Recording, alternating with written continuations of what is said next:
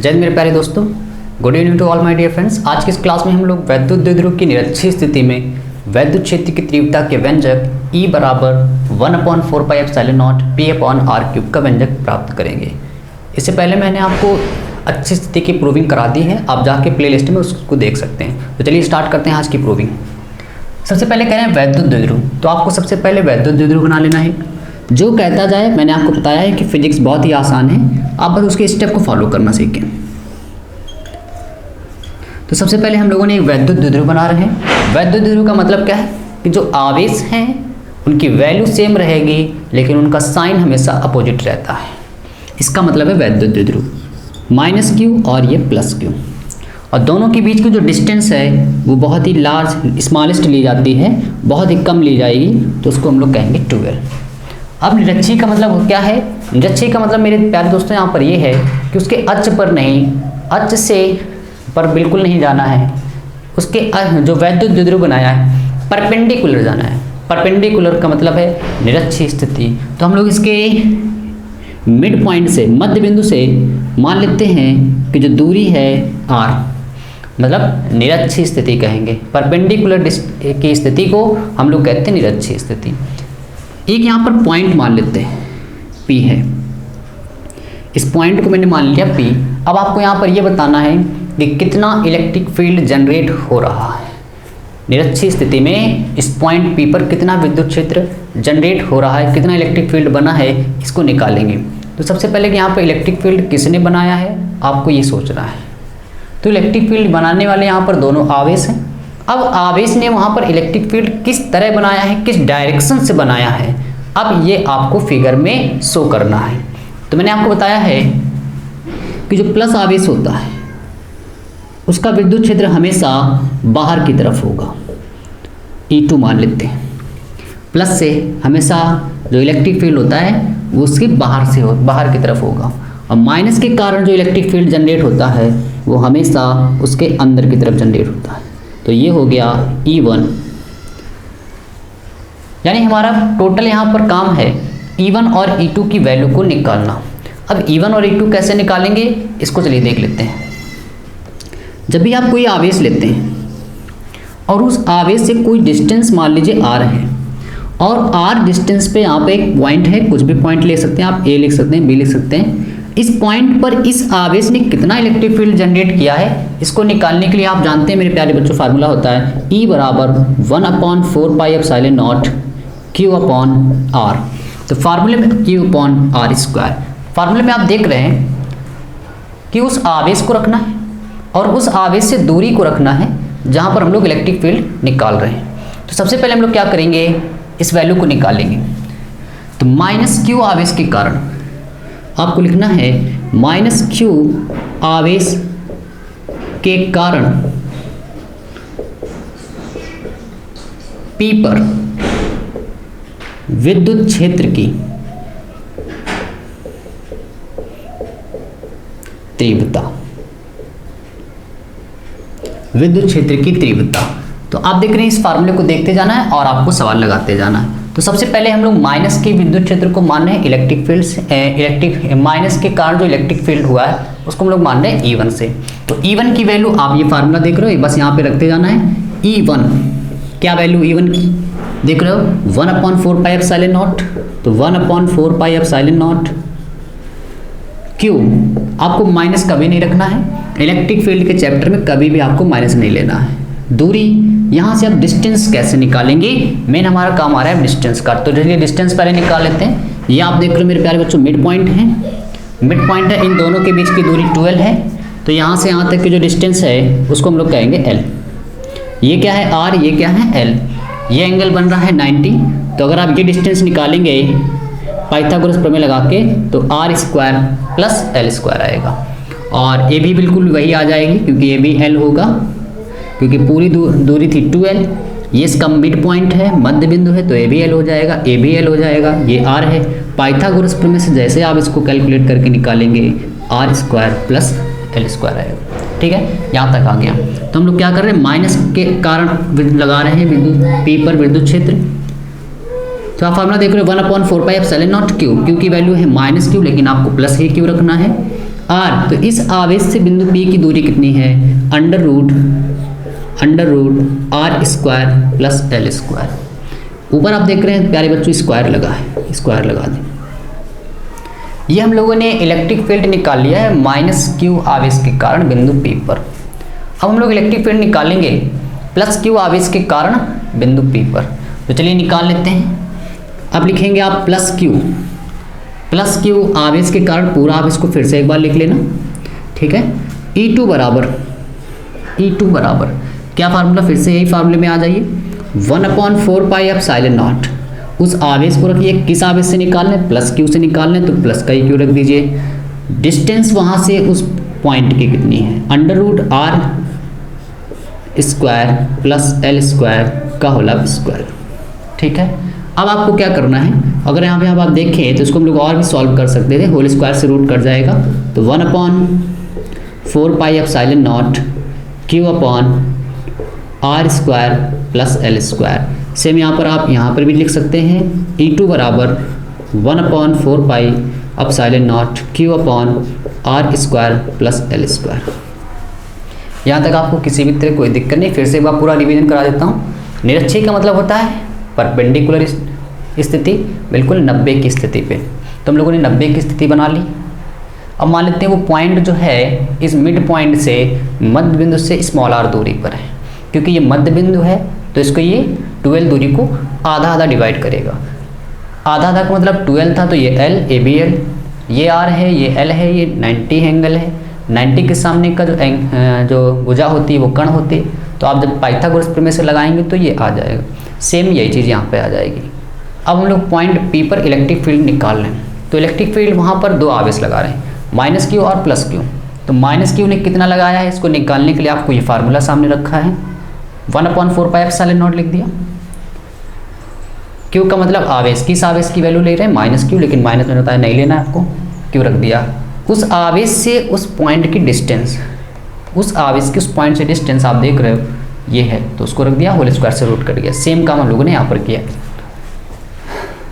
अगर आप देखो मेरे प्यारे बच्चों, E1 और E2 की वैल्यू सेम है।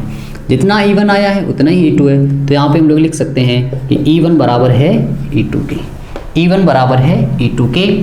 अब यहाँ पर टोटल माइनस क्यू और प्लस क्यू ने कितना इलेक्ट्रिक फील्ड जनरेट किया है, इसको कैसे निकाला जाए?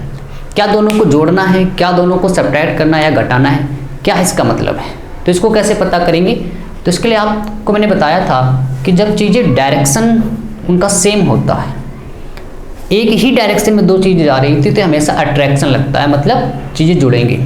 और चीज़ें जब विपरीत जा रही हैं, कि वो व्यक्ति उधर भाग रहा है, आप इस डायरेक्शन में, तो विपरीत दूरी बढ़ रही है ना, मतलब आपके जो उनके बीच का अट्रैक्शन है वो कम हो रहा है। अट्रैक्शन कम हो रहा है मतलब वो चीज़ें घट रही है ना। सेम में जाएंगी प्लस लगाएंगे, विपरीत में जाएंगी माइनस लगाएंगे। लेकिन अब सेम भी ना हो और विपरीत भी ना हो, है ना, तो क्या करेंगे? ऐसी स्थिति में मेरे प्यारे बच्चों एक फार्मूला आता है, जैसे हम लोग कहते हैं परिणामी।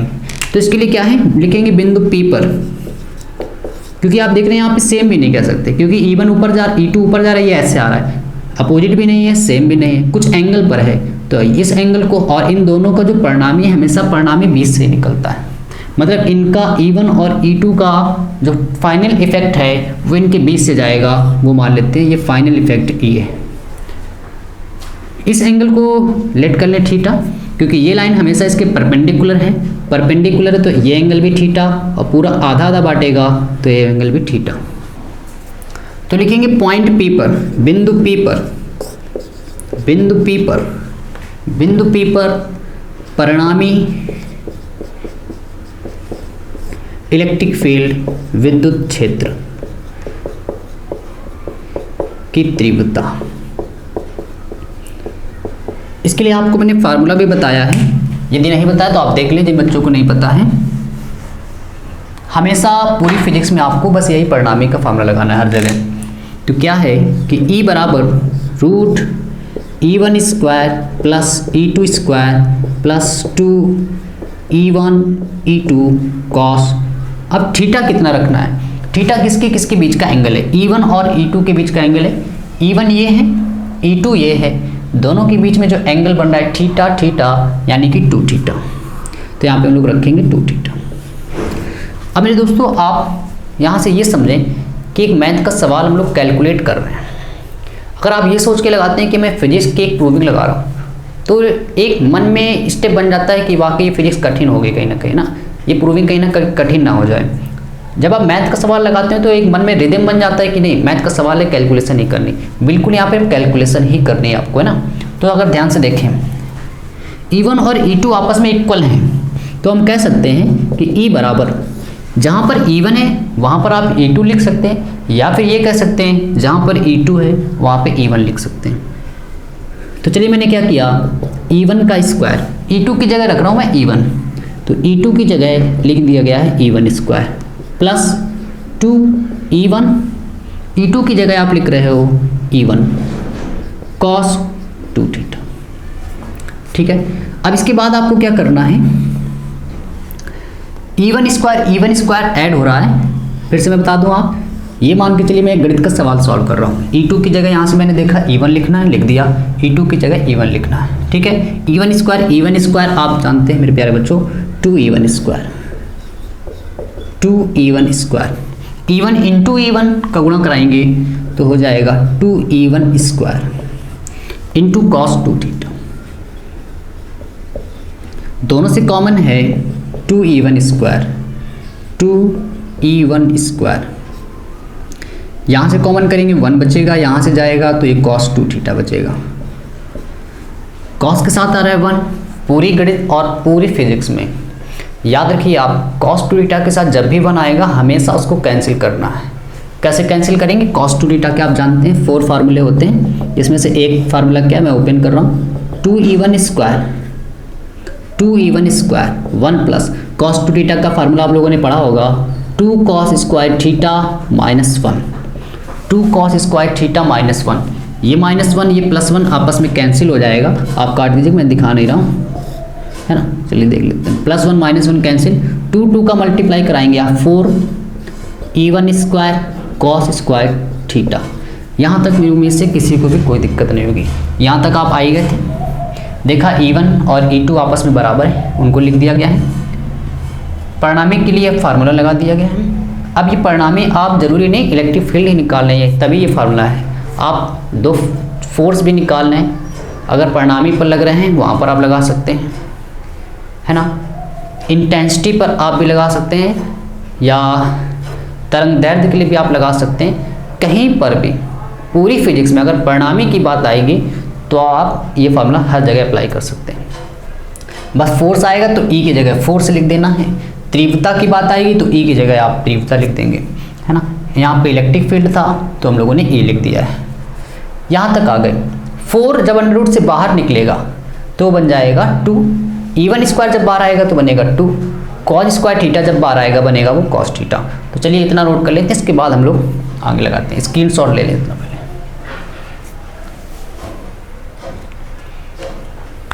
चलिए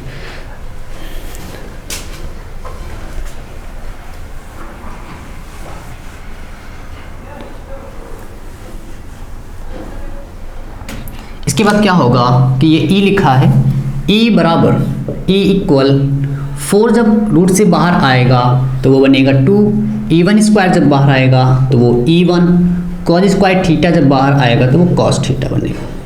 ठीक है, अब हम लोग क्या करेंगे, E1 और cos थीटा की वैल्यू को रखेंगे, क्योंकि जो हमारा रिजल्ट है उसमें P और R आना चाहिए। cos थीटा और E1 की कोई वैल्यू नहीं है, कोई वहाँ पे एंट्री नहीं करानी है। तो E बराबर 2, E1 की वैल्यू आप देख रहे हैं मैंने यहाँ पे रफ कर दी, जबकि E1 और E2 दोनों बराबर थे, यानी जो E2 की वैल्यू वही E1 की वैल्यू है, सेम बिल्कुल यहाँ पे लिखी थी। तो E1 की वैल्यू आप जानते हैं 1/4 pi epsilon not Q upon R square plus L square. cos theta मेरे बच्चों होता है ना, आधार बटे कण, है ना। तो आधार क्या है, थीटा अगर आप देखिए ये है ट्रायंगल, अगर आपने ये वाला ट्रायंगल ध्यान से देखिए, ये वाला ट्रायंगल अगर त्रिभुज लें तो ये थीटा है, थीटा के सामने की भुजा लंब, ये है ना लंब है, और ये क्या है आधार है, और ये कण है। तो cos होता है आधार बटे कण। आधार का मतलब मेरे प्यारे बच्चों L, कण का मतलब under root R square plus L square. तो यहाँ से हम कह सकते हैं ई बराबर 1/4πε0 1/4πε0 क्यू 2QL, जिसको आप ऐसे भी लिख सकते हैं Q इंटू 2L। इसकी पावर 1 है और इसकी पावर हाफ है। जब आप इन दोनों को ऐड कर देंगे, क्योंकि आप जानते हैं गुणे में पावर जो होती है वो ऐड हो जाती है, तो are square plus L square की whole power 3/2। Q into 2L को आप जानते हो, Q इंटू 2L को हम लोग P लिख सकते हैं। जहाँ P पर क्या है, P का आप नाम भी लिख सकते हैं, वैद्युत द्विध्रुव आघूर्ण, P को हम लोग लिख सकते हैं, है ना। इसके बाद क्या होगा,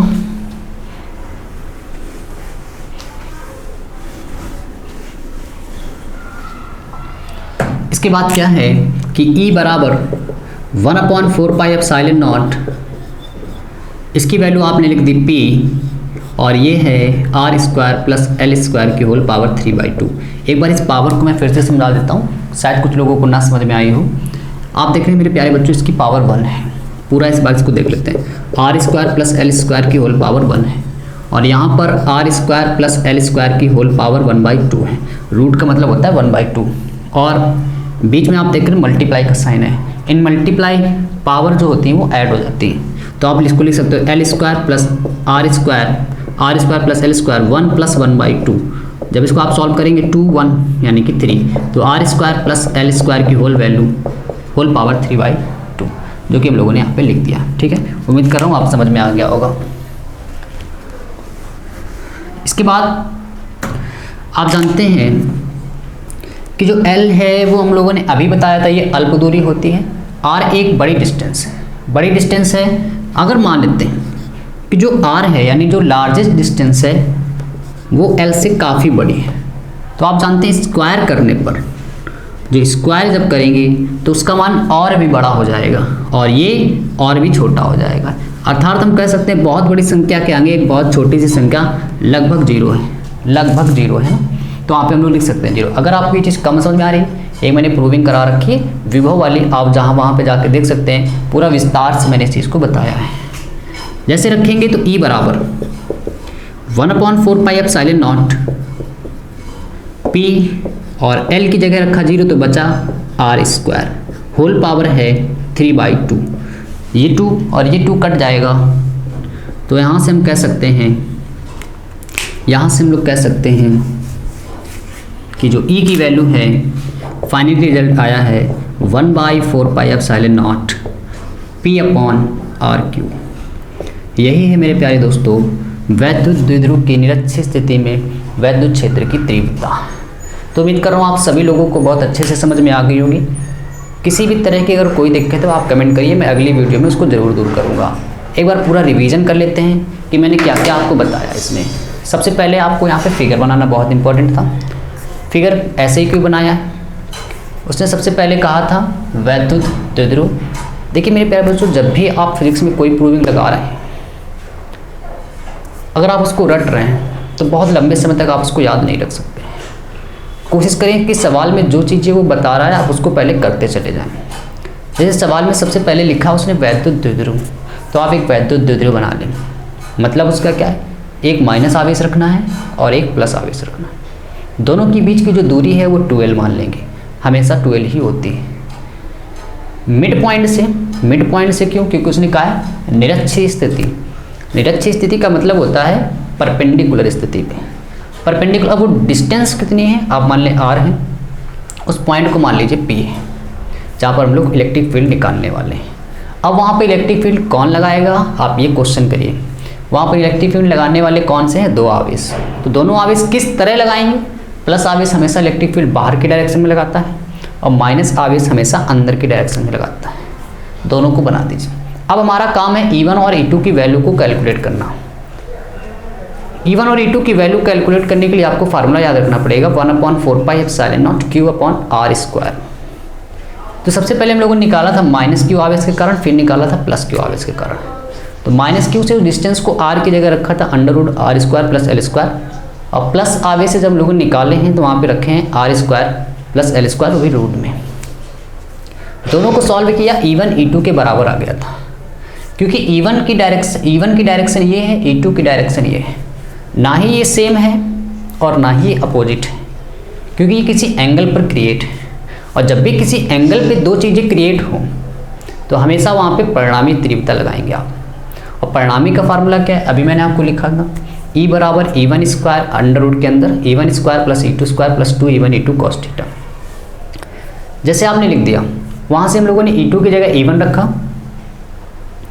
E2 की जगह E1 रखते गए, सॉल्व किया, अब वहाँ थीटा की जगह हम लोगों ने cos 2 थीटा रखा था, क्योंकि E1 और E2 के बीच में cos 2 थीटा बन रहा था। उसका सोल्यूशन करते गए और ये आप इसकी रिजल्ट सामने है। ठीक है, तो मिलते हैं हम लोग अगली वीडियो में एक नई प्रूविंग के साथ। जय हिंद।